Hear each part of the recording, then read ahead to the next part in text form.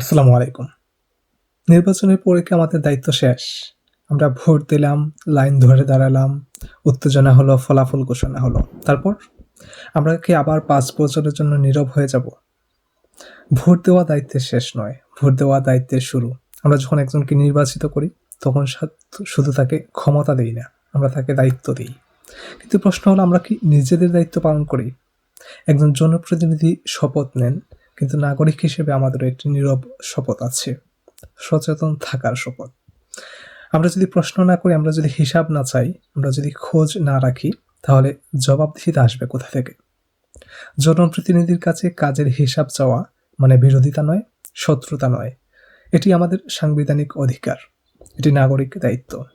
মনে রাখবেন, যেখানে জবাবদিহিতা নেই সেখানে প্রতিশ্রুতি হারিয়ে যায়, যেখানে নাগরিক চোখ থাকে সেখানে উন্নয়ন ধীরে ধীরে থেমে যায়। রাস্তা ভাঙা থাকে, ড্রেন বন্ধ থাকে, প্রকল্পের কাজ আটকে থাকে। আমরা শুধু বলি কিছুই হবে না, কিন্তু কিছু হবে না কেন? আমরা কি প্রশ্ন করেছি? আমরা কি খোঁজ নিয়েছি? সচেতন থাকা মানে বিশৃঙ্খলা নয়, সচেতন থাকা মানে সংঘাত নয়। সচেতন থাকা মানে উন্নয়ন পরিকল্পনা জানতে চাওয়া, বাজেটের স্বচ্ছতা দাবি করা, শান্তিপূর্ণভাবে মতামত প্রদান করা। আমরা উত্তেজনা চাই না, আমরা বিভাজন চাই না। আমরা চাই স্বচ্ছতা, আমরা চাই কাজের ফলাফল। যেখানে রাস্তা দিয়ে আপনার সন্তান স্কুলে যায়, যে রাস্তা দিয়ে আপনার সন্তান স্কুলে যায়, যে হাসপাতালে আপনার মা চিকিৎসা নেন, কিংবা যে বাজারে আপনি প্রতিদিন যাতায়াত করেন, এসবই সেই সিদ্ধান্তের ফল যা আপনি ভোটের দিনে নিয়েছিলেন। তাহলে কেন ভোটের পরে আমরা নীরব হব?